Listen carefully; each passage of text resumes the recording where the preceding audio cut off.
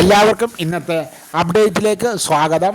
പ്രധാനപ്പെട്ട 3 അപ്ഡേറ്റുകളാണ് എത്തിക്കുന്നത്.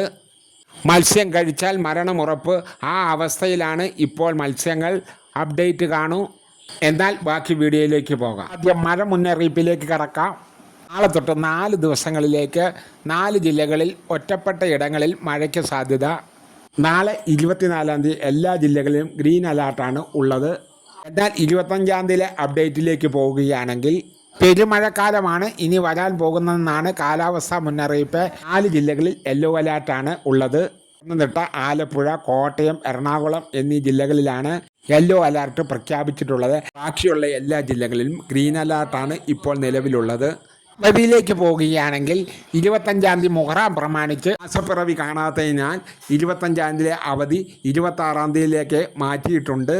25-ാം തീയതി അതുകൊണ്ട് പ്രവൃത്തി ദിവസം ആയിരിക്കും. സ്കൂളുകൾക്ക് അവധി കാണുകയില്ല. രണ്ടാമത്തെ അപ്ഡേറ്റിലേക്ക് കടക്കാം.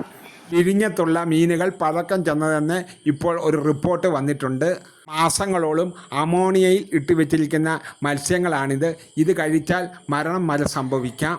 തിരുവനന്തപുരം ജില്ലയിൽ 25ഓളം പേർ ഭക്ഷ്യവിഷബാധയേറ്റ് ഹോസ്പിറ്റലുകളിൽ ആണ്. അന്യ സംസ്ഥാനങ്ങളിൽ നിന്നും ഒരു സംരക്ഷണവുമില്ലാതെ വരുന്ന ഈ മത്സ്യങ്ങൾ ആണ് വിഴിഞ്ഞ മീനുകൾ എന്ന പേരിൽ വിൽക്കുന്നത്.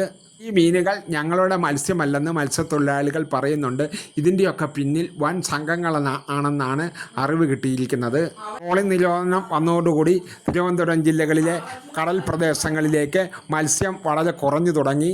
ഉള്ള മത്സ്യത്തിന് ഒരുവിധം താങ്ങാത്ത വിലയും ഇതിൻ്റെ ചോട് പിടിച്ചാണ് അന്യ സംസ്ഥാനങ്ങളിൽ നിന്നും വിഷം കലർന്ന മത്സ്യങ്ങൾ ഇങ്ങോട്ട് വരുന്നത്. ആഴ്ചകളും മാസങ്ങളും അമോണിയയിൽ ഇട്ട മത്സ്യമാണ് ഇവർ വിൽക്കുന്നത്. മഹാരാഷ്ട്ര, ആന്ധ്ര, തൂത്തുക്കുടി എന്നിവിടങ്ങളിൽ നിന്ന് വരുന്ന മത്സ്യങ്ങളാണ് ഇവ.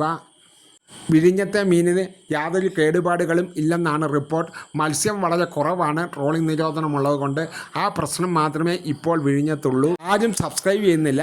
എൻ്റെ കൂട്ടുകാർ ഒന്ന് സബ്സ്ക്രൈബ് ചെയ്ത് വെക്കണേ, ഒന്ന് ലൈക്കും ചെയ്യണേ. നിങ്ങളെ കൂട്ടുകാരിലേക്ക് ഈ വീഡിയോ ഒന്ന് എത്തിക്കുവാനും ശ്രമിക്കുക. ഇതുപോലെയുള്ള അപ്ഡേറ്റുകൾ അപ്പോൾ തന്നെ എൻ്റെ കൂട്ടുകാരിലേക്ക് എത്തിച്ചേരുന്നതുമായിരിക്കും. മൂന്നാമത്തെ അപ്ഡേറ്റിലേക്ക് കടക്കാം. 24-ാം തീയതിയാണ് പെൻഷൻ എത്തിച്ചേരുമെന്നാണ് കരുതിയത്. പക്ഷേ 24-ാം തീയതി പ്രവൃത്തി ദിവസമാണ്, 25-ാം തീയതി പ്രവൃത്തി ദിവസമാണ്, 26-ാം തീയതി മുഹറവുമാണ്. അപ്പോൾ 27-ാം തീയതിയോടുകൂടി അക്കൗണ്ടിലേക്ക് പൈസ എത്തിച്ചേരും. അതായത് അക്കൗണ്ടിൽ എത്തുന്നവർക്ക് 27-ാം തീയതിയോട് തന്നെ എത്തും. അല്ലാതെ കൈകളിലേക്ക് എത്തുന്നവർക്ക് സഹകരണ സ്ഥാപനങ്ങളിൽ നിന്നുള്ള സ്റ്റാഫുകൾ നിങ്ങളുടെ കൈകളിലേക്ക് എത്തിക്കുന്നതായിരിക്കും. അപ്പോൾ ഇന്നത്തെ വീഡിയോ ഇത്ര മാത്രമേ ഉള്ളൂ. ഇനിയും ഇതുപോലെയുള്ള വീഡിയോകളുമായി വരാമെന്ന നല്ല ആത്മവിശ്വാസത്തോടെ ഗുഡ് ബൈ, ഗുഡ് നൈറ്റ്.